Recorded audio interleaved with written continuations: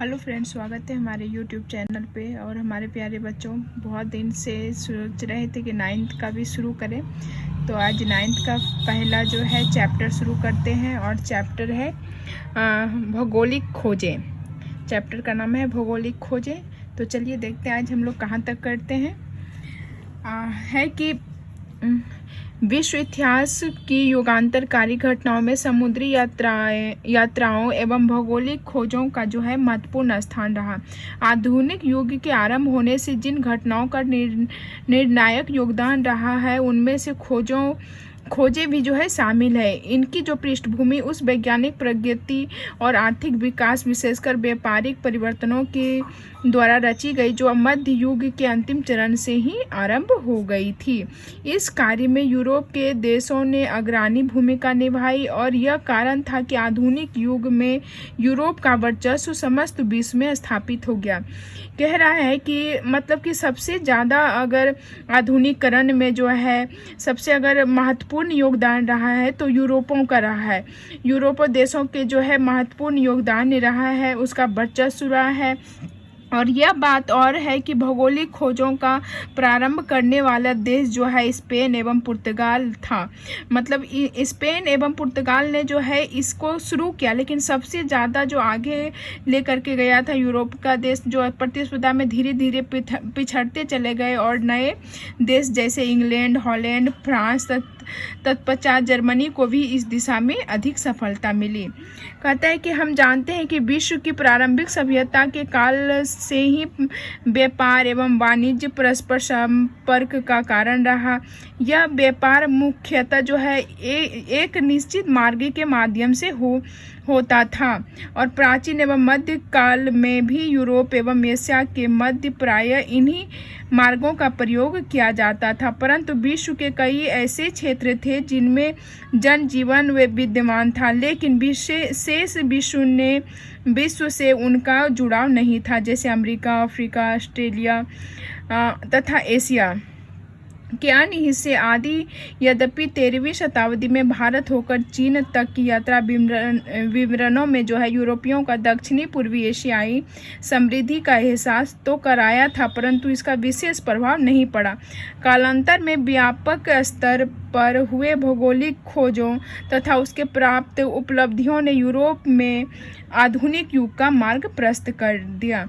कह रहा है कि यूरोप जो है, यूरोप लोगों ने जो है बहुत ज़्यादा ही इस क्षेत्र में, मतलब कि 13वीं शताब्दी में जो है भारत होकर चीन तक कई यात्रा विवरण जो मतलब ये लोग आए और यहाँ पे जो है बहुत मतलब दक्षिणी पूर्वी एशिया में समृद्धि का एहसास कराया और यूरोप में जो है आधुनिक युग का जो है मार्ग प्रशस्त हुआ। यूरोप में ध्यान रखिएगा कि यूरोप जो है बहुत मतलब कि इम्पॉर्टेंट रोल मतलब था ये भौगोलिक खोजों में।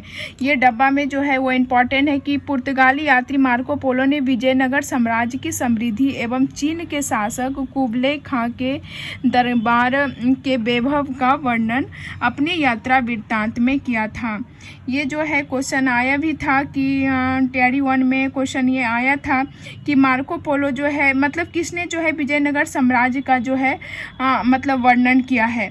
तो मार्को पोलो, तो पुर्तगाली यात्री मार्को पोलो ने जो है विजयनगर साम्राज्य की समृद्धि एवं चीन के शासक कुबलई खां के दरबार के वैभव का वर्णन किया है। तो यहाँ पे 2-3 क्वेश्चन बन रहा है कि मार्को पोलो पुर्तगाली यात्री थे और विजयनगर साम्राज्य में आए थे और चीन के जो शासक थे कुबलई खां, उनके भी दरबार में गए थे और वहाँ के जो है वैभव वर्णन तथा यात्रा वृत्तांत में किया है।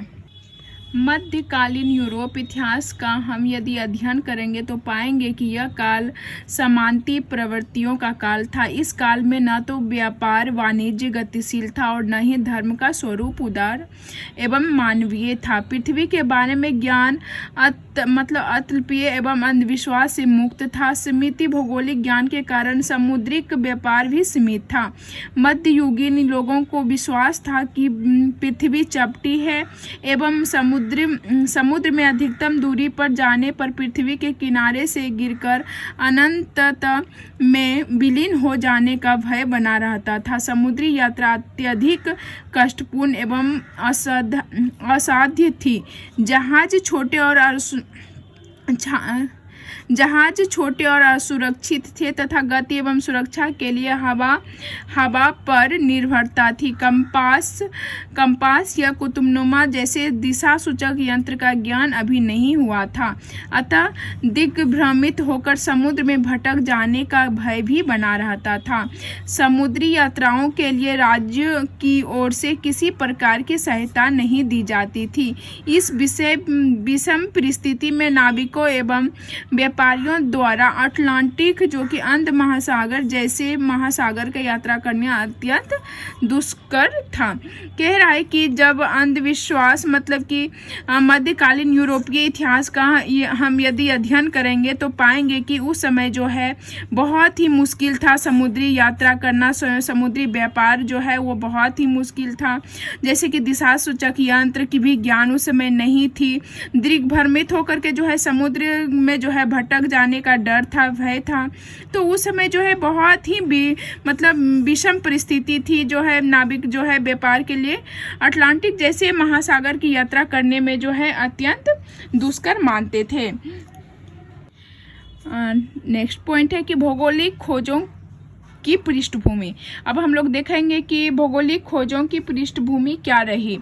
तो इस बीच यूरोप में कुछ ऐसी घटनाएं घट रही थी जिसके फलस्वरूप यूरोप मध्ययुगीन मानसिकता से निकलने की उद्यत हुआ। 11वीं-12वीं शताब्दी में जेरूशलेम जो कि आधुनिक इजराइल में अवस्थित है, ये जेरूशलेम जो कि पुराना नाम था कब 11वीं-12वीं शताब्दी में जेरूशलेम, अभी जो नाम है आधुनिक मतलब प्रेजेंट में जो इसका नाम है इजराइल में जो है अवस्थित है।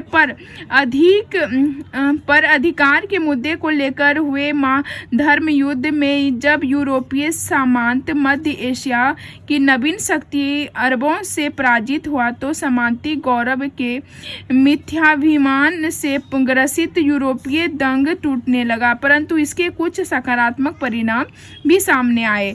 धर्म युद्ध के दौरान ही यूरोपियनों ने को यह महसूस होने लगा था कि दुनिया के हर पहलू को समझा जाए।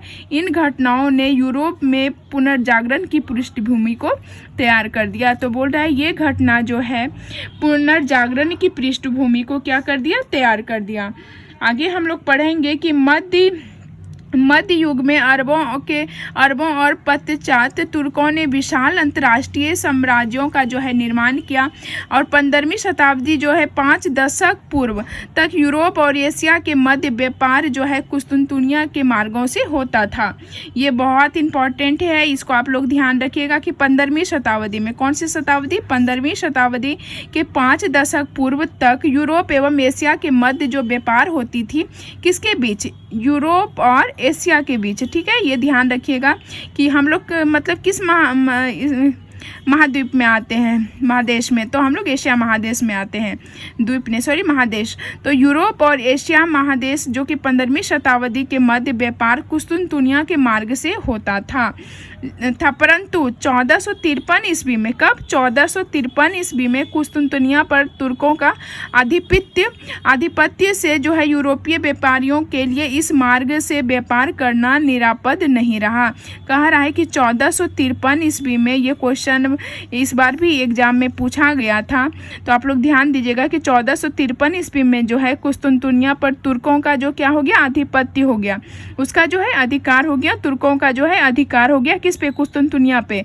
तो यूरोपीय व्यापारियों के लिए जो है इस मार्ग से व्यापार करना निरापद नहीं रहा, क्योंकि तुर्कों ने इस मार्ग से व्यापार के बदले भारी कर वसूली करने लगा था, तो भारी कर वसूली शुरू कर दिया था, जिसका हल ढूंढना यूरोपियों के लिए जो है आवश्यक था। कह रहा है कि ये तुर्की लोगों ने जो है जब उस रास्ते से जो है व्यापार करने के लिए सोचता था तो वो उसके बदले जो है भारी कर वसूलते थे। अब जब आप कमाइएगा 100 रुपया और 80 रुपया आपको कर ही देना पड़ेगा, तो 20 रुपया में आप क्या कर लीजिएगा। इसी तरह जो है मतलब उतना आमदनी नहीं होता था जितना कि यहाँ कर कर देना पड़ता था। तो जो है एक रास्ता वो लोग ने सोचा कि हम लोग को क्या करना पड़ेगा, यूरोपियों ने सोचा कि हम लोग को एक रास्ता ढूंढना पड़ेगा। तो इस काल में हुए नए नए जो है आविष्कारों ने समुद्री यात्रा एवं नौसेना के विकास को जो है आसान कर दिया। यूरोपियों ने कंपास का ज्ञान जो है किससे सीखा था? अरबों से। ये क्वेश्चन आया था कि यूरोपियों ने जो है कंपास की ज्ञान जो है किससे सीखी थी? अरबों से सीखा। इटली, स्पेन एवं पुर्तगाल के समुद्री तटीय इलाकों में नाव निर्माण कला एवं परंपरागत जो है पद्धति की जगह खांचा पद्धति विकसित हुई, जिससे बड़े एवं मजबूत जहाज बनाए जाने लगे। दूरबीन का भी आविष्कार हो चुका था, जो समुद्री अभियानों में जो है काफ़ी सहायता था। अब मानचित्र में काफ़ी सुधार हो चुका था। इस संदर्भ में एस्ट्रोलॉब जो कि अक्षांश जानने का उपकरण है, एस्ट्रोलॉब क्या है? तो अक्षांश जानने का एक उपकरण है, भी महत्वपूर्ण था। पुर्तगालियों ने एक नई किस्म के हल्के और तेज चाल से चलने वाले जहाज केरावल, क्या नाम है इसका? केरावल बनाए। कह रहा है कि मतलब कि पुर्तगालियों ने जो है एक नई किस्म के जो है हल्के और तेज चाल से चलने वाले जहाज केरावल बनाए। तो इन नए उपकरणों एवं साहस के बल पर यूरोपीय नाविकों ने अटलांटिक एवं भूमध्य सागर में अपने जहाज उतारे। इसी क्रम में जो है 1488 ईस्वी में, कब? 1488 ईस्वी में पुर्तगाली व्यापारी बार्थोलोम्यू डिजाज ने जो है अफ्रीका के पश्चिमी तट तक होते हुए दक्षिण अफ्रीका के दक्षिणतम बिंदु उत्तम आशा अंतरीप जो कैप ऑफ गुड होप तक पहुंच गया। 1492 में ईस्वी में जो है क्रिस्टोफर कोलंबस द्वारा अमेरिका की खोज की गई। और आगे 1498 ईस्वी में जो है पुर्तगाल के कौन आए थे? आप लोग आगे जो है इसका नाम आप लोग बताइएगा कमेंट करके। आज यहीं तक रहने देते हैं, ठीक है। कल जो है हम लोग मतलब नेक्स्ट पढ़ेंगे, तो आप लोग ये कमेंट करके बताइए कि 1498 ईस्वी में जो है पुर्तगाल के कौन जो है हमारे देश भारत आए थे, ठीक है। आप लोग को कमेंट में ये बताना पड़ेगा इसका आंसर।